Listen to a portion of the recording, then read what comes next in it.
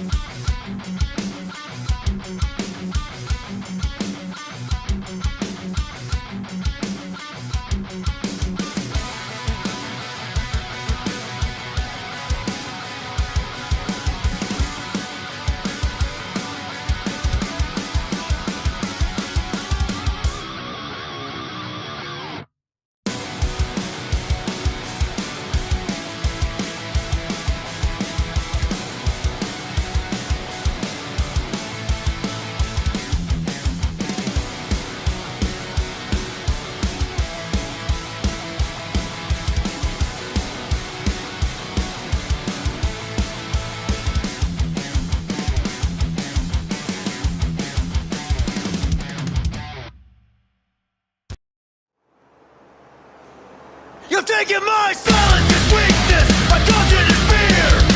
I'm turning my back and saying nothing from what I can hear. Just an arrogant, mingled ego. I let my breaking point, I make the right choice and walk away. All your gifts, the fight that you've been asking for.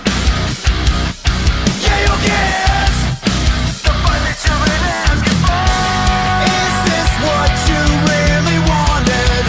You will not like this side of me. Is this what you wanted? Is this what you really wanted? Because I am fighting the hell in me.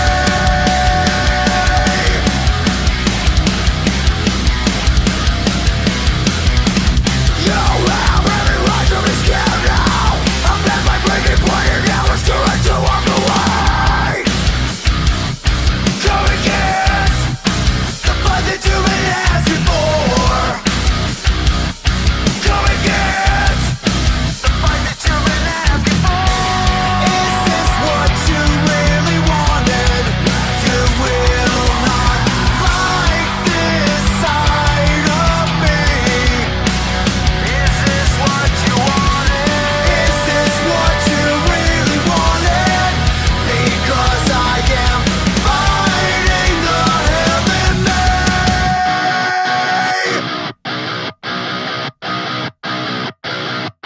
It's too late.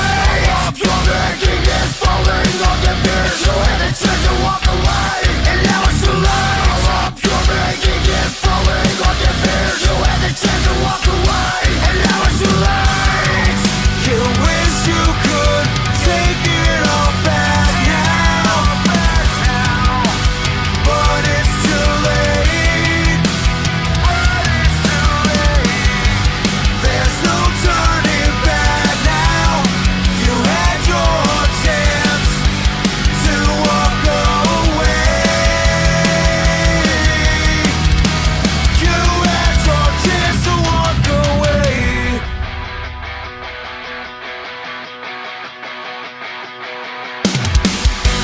Is this what you really wanted? You will not like this side of me. Is this what you wanted? Is this what you really wanted? Because I am fighting the hell in me. Fighting the hell in me. Fighting the hell in me. I passed my breaking point, there is no turning back. You had your chance to walk away. I passed my breaking point, there is no turning back. You had your chance. Now it's too late. It's too late. It's too late. It's too late. My name is Jeff. I play in the band Lockjaw. I am Justin Paul. I am the lead guitarist to Lockjaw. My name is Joe Ortiz, and I am the vocalist in Lockjaw. My name's Gabe, and I play bass for Lockjaw. My name is Scott Letts. I am the drummer. I hit those things back there. Not very good, but I'm all right. Yeah, so I started the band 25 years ago in 98. You know, early on, we really felt like it was more beneficial for us to do EPs. So we did, I think, 3 5-song EPs and then released some singles in between. After we did our first run for probably about 99 to probably 2010, we took a little time off. We all had kids, careers, jobs, so we changed things up a little bit with our life and took a little bit of time. Before I was in Lockjaw, I was in a few other bands. Started back whenever I was in my early 20s. I was in a band called Hide the Reel. I played bass. I was in a band called Push Pipe, and I played bass for them as well. And then I started doing vocals for a band called Jackknife, and we did. That's the other band that I did the most. And we toured and got signed and had a lot of fun. Yeah, now I'm in Lockjaw, and the way that's different from the other ones, the other bands that I was in, is that of course, I'm the front man, I'm the vocalist, and and Jackknife, when I was singing for those guys, if you want to call it singing, I was I was doing a lot of screaming. So my best friend Alex Hamp, former drummer to War of Ages, he was hanging out with Jeff and said, "Hey man, you want to come to my friend's house?" And I said, "Sure." And I came over here, and me and Jeff just started jamming with our good friend Chad and Alex, and we were just riffing around, and X amount of months passed by, and then Jeff gives me a phone call and says, "Hey man, we're a well-oiled machine about to be on the move, and you think you'd be interested in joining up?" And no hesitation, I said, "I know where that train's going, and I want to be on it." So we're going full tilt, and I joined up, and we haven't stopped since. I've been playing with these guys for probably like 25 years. I started in Lockjaw in 2004 is when I got out of the Army. And we had a little hiatus in the middle, I think it was like 2008, 2009, whatever, then got back in. So basically I've been the drummer since 2004 to now. This album, it's definitely different than what we've done. We've done got 5-song EPs, had a couple of those and stuff throughout the years. But this one is just, it stands out with the core that we have now, the members that we have in this group, just everything that we've done, and having Chris Collier help produce and everything. It's just, I don't know, it's like a growth. It's like just a maturity of everything. This time around, I just felt like there was a reason that the band wasn't elevating past a certain point. We had some really good stuff. We put on a cool live show. We always thrive it was our favorite place to be on stage. And so we would record some music so we could go play play live. But what I realized is we never really stopped and took the time to really get a producer and have him tell us, "No, this sucks. This isn't enough. We got to do 3 more revisions." And that was, I think, the defining moment for how relentless this whole record came together, was just having somebody tell us, "No, this is not there yet." I said, "Man, I want to do this again, but if I do it again, I want to do it. I want to go all the way, and I want to have a little bit more free range on. I don't want to just scream. I wanted to do some melody. I wanted to do some singing. I had never done it before, but I wanted to try something different. I didn't want to do exactly what I had left off doing with Jackknife. Man, it just lets me be creative, and like I said, I have things in my head where I have an idea, where I have a melody in my head, and I'm just like, man, this would sound really cool. I've always loved the idea of heavy music, heavy guitars, heavy drums, fast, aggressive, or just heavy, and then having melodic vocals over it at some point. So once I was in the band and started writing songs with them, he had like 20 songs that he had already written, and his idea was, "Man, I've already got these songs, I just want to get in there and you just come do vocals over them." I was like, okay. So we butted heads a lot, and it was a learning experience, but it was a really cool learning experience for me, because I was standing up for what I wanted to. That's just the way I am. If I really believe in something, if I really feel something, then I'm going to stand up for it. And he's the same way, and I totally respect that. So we just kind of had to learn how to communicate with each other. But through all that, I will say this: the reason we're at where we're at right now is because, at least being comfortable, is that he made it very comfortable. He was very encouraging. He was very supportive. He was like, "Hey man, I see what you're trying to do. Let's try it again. I know you got better in you, man. I know you got better in you." So that made me feel good, because I was really nervous. So right off the bat, nobody just starts off and comes out like, boom. Well, maybe 1% or whatever, but that wasn't me. It's one of those, I play from the heart. I write from the heart. I write and I play what I love and what feels good to me and what I personally think sounds good.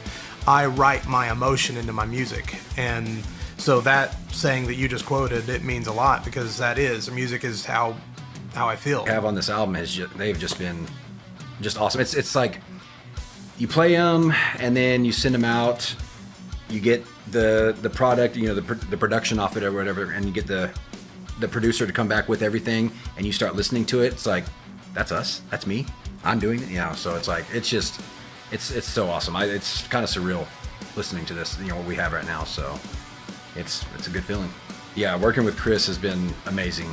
Haven't met him yet, but supposedly coming up soon or coming down here soon, whatever. So we've got to see him on online on Zoom and everything, and just got to interact with them on that and text messages and calls and everything. But just I don't know. It just seems like he's always here with us the whole time. Like when we start writing everything and we start putting all the elements together, and then he's there to be like, oh, well, let's maybe do this here, whatever. And it just, I mean, it's the collaboration is awesome. Whatever we've got to do to make this thing go, I think everybody is just super dedicated. Gabe is a engineering whiz. He's a techie.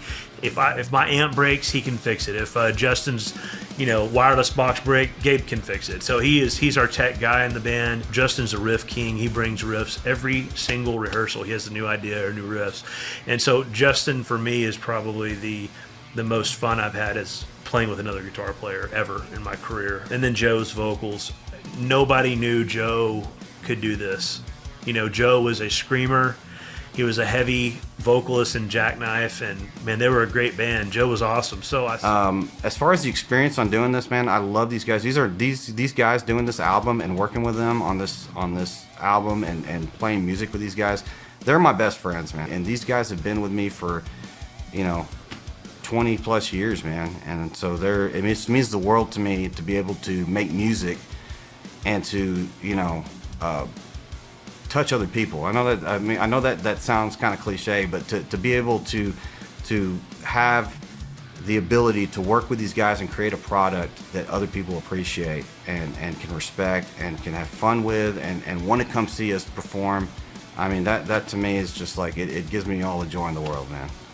I love it. These are my brothers, man. I wouldn't trade it for the world. Blood, sweat, and tears, and I'd do it all over again. I hope that this album sticks out to people. It pulls at some heartstrings, whether you're dealing with addiction, mental health issues, anything in your life. I hope this album and some of the specific songs really stand out to people, and it helps them in their life in any way, shape, or form. I love meeting fans and talking to new people and making friends, and we've got a collection of super fans now, which I think it's amazing how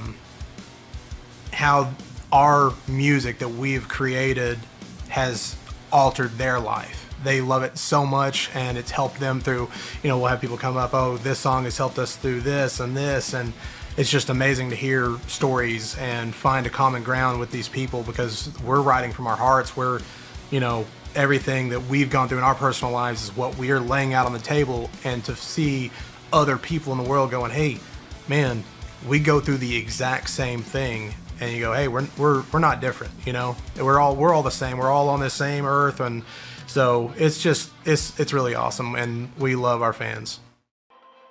It's hard to pick that really, because like I said, these are all things that I wrote whenever I was feeling a certain way. Silence the Fear was our first song that we wrote together. It took us months to write that song because it was my first time I said to sing or to do melody or anything like that. So it took us a few months to do it. Okay, so Silence the Fear was really the first song. I feel like it was when we turned a corner as a band. Those riffs were really exciting to me. This kind of the more metalcore style compared to where we were at. We had kind of some hardcore vibes going on with kind of the Seven Dust vibe before, and this just kind of really turned that corner for the metalcore, modern metal vibes that I was looking for. And I love the riffs, I love the breakdown, I love every part of that song. That song really to me signified Joe's coming back to music, because Joe had been out of music from his former band Jackknife. He came back with that song, and it was about overcoming the fear and silencing the fear inside that was holding him back. It was just a really special song to me. I Can't Escape, that's a good one. I really like that song. I Can't Escape. I come from a former death metal band, so the faster riffage, a little heavier on the screaming, but I also love providing vocal harmonies with Joe, especially when we nail them and it's mint. I would love to provide music that's heavy and we can sing so angelic that it lifts the hairs on people's neck. Newer ones that we were playing, like I Can't Escape, which we just did a video for, that right there, take it for whatever it is, but it's about addiction. And that could be addiction to anything: drugs, alcohol, love, things like that. People get, they feel like they need that, whatever it is, to make them feel better, whatever. And you just kind of get stuck in it. You don't want to get away from that feeling, so you attach onto it. Once again, suffering, attachment, things like that. But you feel like you cannot get away from it. Right now, I have to say, and maybe the other guys will say the same thing, but I Can't Escape is probably the one that I love jamming. It's simple. I don't want to say it's like the simplicity of it, because it's not a super simple song. To me, it feels simple because it just flows so much. I mean, it just flows so well with what I do on bass, and it's just one of those like headbangers, man. I mean, it's just it's a jamming song. That song just kind of happened. I was really just riffing one day, and that main riff, that song, that riff just really grabbed a hold of me. And I think I got with Justin, and we were working out some of the chorus stuff, and we sent it over to Chris, and he, we sent a lot of stuff to Chris, our producer. And he really just grabbed a hold of that one and said, hey, I got a really cool idea for this. Let me send it back. And he did. And, man, we were just blown away.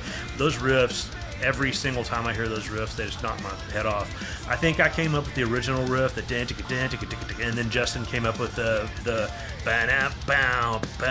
and it just Chris, when he grabbed a hold of those riffs and put them together, it was just incredible. It was just, that song kicks ass every time I hear it. Relentless, the title track, that one's just straight up, I'm like, man, people that have known me for throughout the years or whatever, and I've always talked about these things, and they just know my work ethic, and they know who I am. I am relentless, man. Like, I fall, I stumble, and things like that, but I've always been able to get myself out of that hole. Like, my superpower, I used to think it was my voice, but it's not. It's my mindset. 2.5 years of hard work, blood, sweat, and tears with my brothers in this band, and I am more than ecstatic. It is definitely the best album that I've ever been a part of. We titled it Relentless, and Relentless, to me, I look at us as a ragtag group of misfits that, we're all aging like fine wine, obviously, but we are relentless, all of us as a band. You can take the album and the concept how you will, but to me, relentless means, hey, all of us, we're gonna go until we're dead and gone. And if in the afterlife we can play music as a band, we're gonna see you there, and we're gonna keep going. The songs that are meant to be happen, and the songs that are the easiest, they just came together. You know what I mean? Kind of magical. Relentless is about hope. It didn't really start off as a concept. It just happened. Joe is so deep with his lyrics and his life experiences and the pain and the suffering he's gone through and just life. Especially right now in this time of the world that we're in, after COVID, post-pandemic, things are weird. Things have changed. The world's gotten more intense, man. And I feel like this record really tackles a lot of those subjects. From every single song, from start to finish. It's about something very personal. It's about overcoming. It's about just having hope. And that's what Relentless is. It's never giving up. And I'm pretty proud of that. As far as one of the original ones we wrote on this album, Living in My Head, probably. Because I do a lot of work on that one as far as bass and backup vocals. It keeps me pretty busy. On stage, I want to say, and I'm sure several performers have said this in the past, but it's kind of like almost like an alter ego, Like, I wish I could be that guy all the time, but I'd burn myself out if I did that. But for that moment when I'm on stage if we're doing an hour and a half set, I mean, that is like, I'm going all in on that persona. I normally don't have my hair down when I'm just walking around or when I'm with my family. It's just one of those things where, I mean, honestly, we live in Texas, so it's freaking hot out here. I don't think I could stand to have my hair down all the time. But on stage, man, it's like it's all or nothing, man. I'm giving it everything I got, and to me, that's something I take pride in being able to put on a fun and entertaining stage performance. Living in My Head is a really good one, and it's one of my favorites. But then the very next song was Living in My Head, and as soon as I heard the riff, Jeff gave it to me. He had another idea in his head, and I just heard the riff. I was like, dude, I got it. And I wrote that song in 7 minutes, and he was just like, You're done? I don't know, man. I was like, no, I got it. Just let me do that. Let me flesh it out. That one's just a blast to play. Sam, you know, because there's a lot of songs that Joe writes about that has things to do with, you know, mental health, you know, if there's suicide problems, just stuff like that. And like, hopefully they can grab onto this, listen to it, and it helps them out, you know, and just kind of soothes them, kind of gets them back to where they need to be, back normal. So Living in My Head was the second song, the second single. It was, I actually had a vibe of like, you know, kind of like old school thrash metal, the you know, that idea. And Joe came in one day and we had a great, huge, wonderful argument about it. And he said, I've got a really cool melodic vocal idea to go over this. And, you know, iron sharpens iron, you know, you get better through pressure. And we hashed it out together and we came up with this song that I think is my favorite song on the record. So Living in My Head and the breakdown and everything that Chris suggested at the end is just, it's still to this day, it's one of the older songs that has been around for quite a while, but that's my favorite song probably to play. When Joe and I get in the studio together, we grind and sometimes we argue about it, but it's always productive. Even though we're arguing or even though we're at creative odds, we are always productive. And if we figure out that we're just at a you know, impasse, we can't figure it out, we say, okay, let's send it to Justin, let's send it to Chris, and Justin will come in and have an idea, and it just launches us into the next phase of the song. Or Chris Collier, our producer, he just will say, oh well, that's simple, here's what we do. Like that, but you feel like you cannot get away from it. Sever was another one. Like I said, it's the lyrics seem kind of dark, but like for me, it's not. It's one of my. It's upbeat. It's energy driven, and it's just a fun song to play. I'm doing whenever I wrote that melody, it just popped in my head. I was singing it for my girls. I was writing the lyrics down downstairs, and I went up to the girls, and I had something totally different. And I asked them a question before. I was like, can I play? I want to sing this song for you real quick. I just want to see what it sounds like to you. What makes your head just like bounce up and down? Like what is that? And then I said, just listen to that. And as soon as I started the song, whatever I had in my head, it was nothing what I saw their faces, and I saw their eyes, and I just totally went in a different direction, and it turned out to be what it is now. Sever is one of my favorite songs on the record. It's a really fun song. I kind of had a vibe, just an upbeat vibe of some of the early Foo Fighters stuff when I was coming up with the chorus. But what's funny about Sever, that main riff, bum, bum, bum, bum, bum, bum, bum, bum, that main riff was really Killswitch Engage new metal, not new metal, but metalcore stuff that happened in the early 2000s. It was very metalcore style when we first wrote it, and I absolutely love that song. I love the whole vibe of the song, and then Joe's lyrics on top of it just made it for me. It's actually the only song I actually have any kind of really like lead on, because Justin does most of the leads, so I'm having a lot of fun with it. It's a lot of energy. It's a good song. Devil in Disguise was the third or fourth song that we did. It was really when I was digging in, and that song is in 3/4, 4/4, 6/4, 7/4. I mean, there's all kinds of time changes on it. It's just a real driving, upbeat song. Vocally, Joe, I think he was watching something about like the cults back in the 90s that were drawing people in. They had all the answers. They were the soothsayers, bringing people in, and then kind of really being not what they said they were, and people were kind of, you know, screwed over by that. So he was talking about the devil in disguise, and in that regard.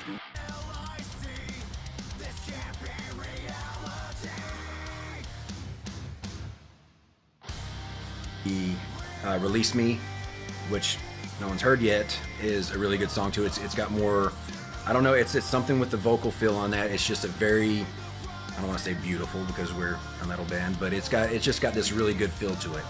And the harmonies on there and the way that the guitar and everything sits, it's just, it just kind of, it gets you in the feels. You turn it up in your truck, you turn it up, you know, on some subs or whatever, and it's a very good feel with you. So those two are probably my favorite ones right now. Release Me, you know, that song I actually wrote with Justin, and he wrote that main riff, and then I came and kind of put it together, and then we sent it to Chris. That was the song that we did not like to play when we first got it back from Chris, because we just didn't quite have it where we wanted it.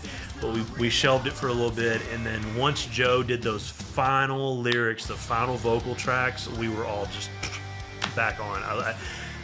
That song is very touching to me. The lyrical content, I just love it. It's about letting go, like what is it?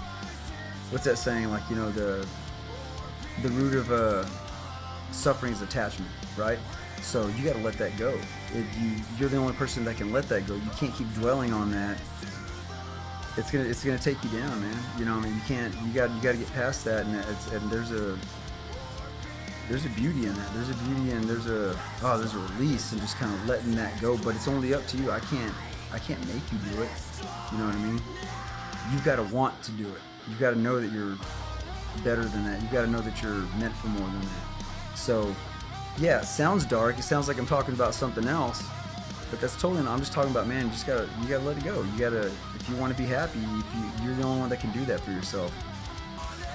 As far as the lyrics that stand out to me on this album,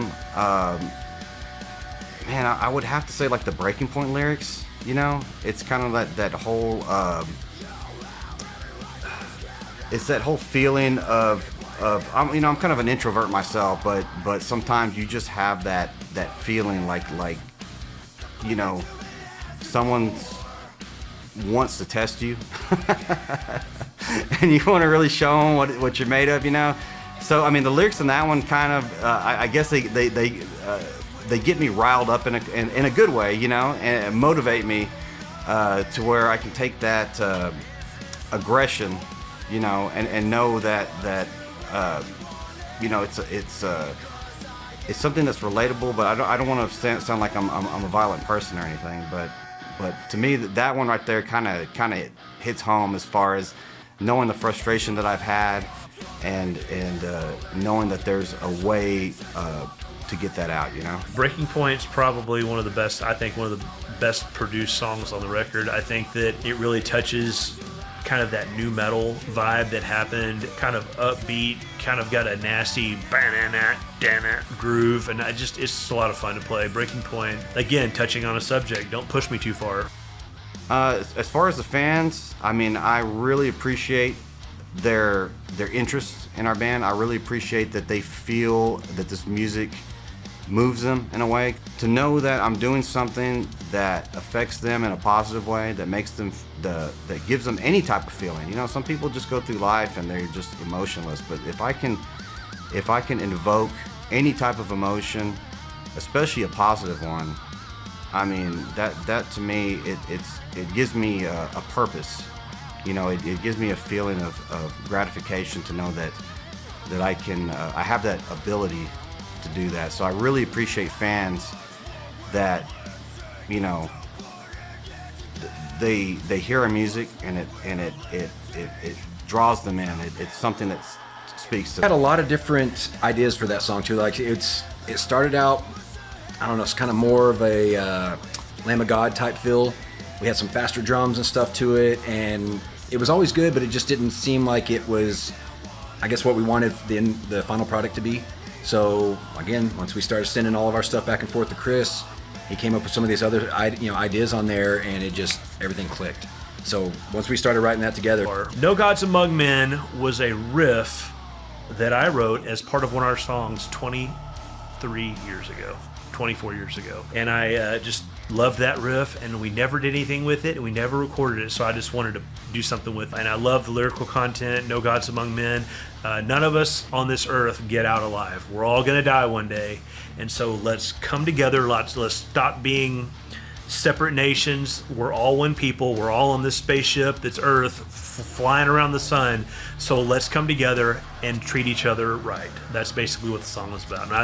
That's a powerful message right now in our world that is so divided. That is one of the most powerful songs on the record. I want to look, like I said, I've said before, I want to look pro, act pro. I want to have as much visual stimulation to accompany the songs, and I spend a lot of time on. I've used AI, conventional graphic design, and videography, and I really enjoy putting the videos together. We're excited for you guys to hear Relentless. We're excited for you guys to take this ride with us. This has been our last 2.5 years, and we hope you guys can enjoy it for a lifetime. So, thank you all for being here. Good. Cool.